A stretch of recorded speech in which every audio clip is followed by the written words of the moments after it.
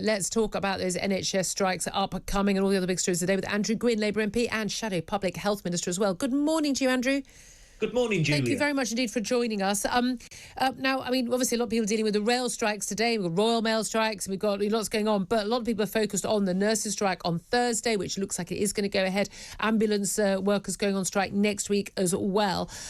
Reports today that the Health Secretary Steve Barclay had those talks with the Royal College of Nurses Chief Executive Pat Cullen last night, but they didn't reach any agreement because she says they need to talk about pay. He says the one thing he won't talk about is pay. If Labour were in government right now, what would you be doing?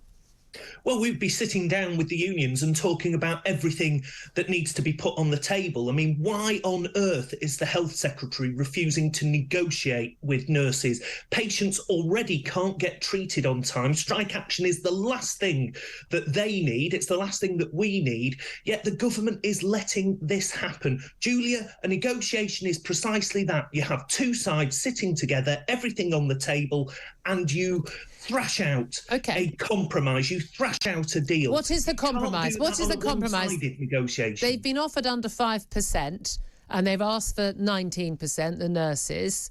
They're not expecting to get 19%. You know that. They're not. We all know that. What is the compromise? Because if pay is still on the table, as opposed to what the government says, which is they've gone to an independent pay review body. Now, unless they say, as was suggested actually by our former Health Secretary, Stephen Dorrell, on my show the other day, actually they went back to the pay review body and said, can you look at this again, given the rate of inflation, and decide a fair deal? If pay is still on the table, what would be a fair and reasonable compromise? Well, I think there's all kinds of things that could be put on the table. Stephen Dorrell's suggestion is one. It may well be terms and conditions or another. There's a whole range of things. No, but pay. No, but the key thing. No. Answer my question. Because the key issue was Steve Barclay says he won't discuss pay, and the Royal College of Nurses say the only thing we need to discuss that you won't discuss is pay. What is Labour's solution? Because what I hear from a lot of you and your colleagues constantly is there needs to be a fair pay settlement. You need to sit down and talk. OK, what are you talking about? What would be a fair and reasonable compromise on the settlement?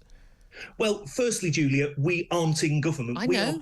You want to be, and you could be in a couple of years. Absolutely, but we are calling on Steve Barclay to do what he hasn't done since the summer, and that is to actually sit down and negotiate. Yes. We want to avert these strikes. Yes, and what would be the number that would be a reasonable number?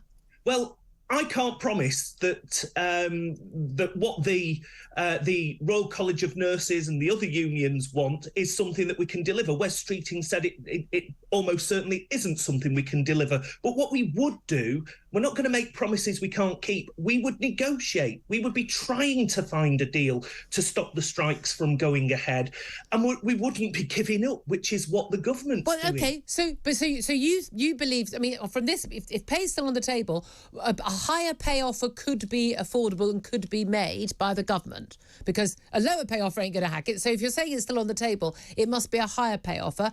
How much higher than the government has offered through the independent pay review body would be a reasonable and fair settlement? Well, firstly, we're not in the negotiations. Secondly, there are no negotiations. And that's the crunch problem here, Julia. There need to be negotiations. We need to know how far the unions will move. We need to know how far the government will move. We need to know whether anything else can be put on the table that will satisfy both sides. The fact that this has been brewing since the summer, Julia, and the Health Secretary has not met. What is stopping Wes Streeting, the Shadow Health Secretary, your boss effectively, what's stopping him meeting the boss of the RCN and finding out these things for himself directly? Well, there's nothing to stop that. But what we want to do, the focus isn't on Labour and some future Labour government. The focus is actually and rightly on what is happening now. And Steve Barclay is the man who is responsible for the NHS in England, and he needs to ensure that these strikes are averted. There were never any strikes in the NHS in the 13 years of the last Labour government because we had good relationships. And everyone got pay rises and money was thrown at the NHS. And we need to spend money on healthcare. I've got no issue with that. But here's the thing. Okay, you looking at the polls, you guys could be winning the next general election in 2 years' time. Unless this is resolved, this could still be ongoing. trying. Who knows? But the point is, there are a lot of people who would suspect that actually Labour are liking to sit on the fence on this, not criticising all the unions who were striking, but not actually offering what they think would be a reasonable solution, saying, well, it can't be 19%, but it needs to be more. You're able to look at the books. We've just had the OBR reports in terms of the government books. You know how much they're asking for. You know what nurses are paid. You know all of these details we've got currently right now. We've just had that autumn statement. Why can Labour not give a number that they think would be a reasonable amount of pay for nurses to get that would actually resolve this strike deal? Or do you actually secretly quite want to strike because a winter of discontent under a Tory government actually plays into Labour's hands? Well, actually, no, we don't want to strike. We want to avert these strikes because, look, in the NHS, these are people's operations, they're people's healthcare.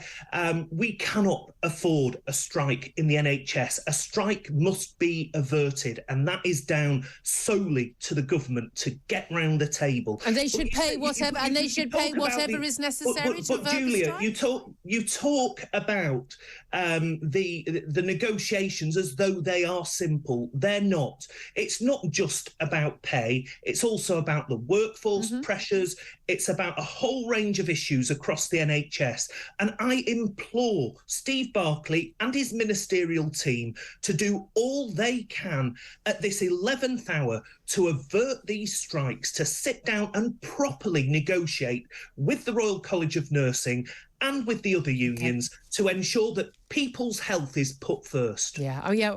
I wish Labour had worried about that for the last 2 years when you were applauding lockdowns and calling for more lockdowns and leading to lots of the people who are on those waiting lists right now going added to those waiting lists. But we'll have to let that go. We've got to go to the news. Andrew Gwynn, Labour MP, Shadow Public Health Minister, thank you for that.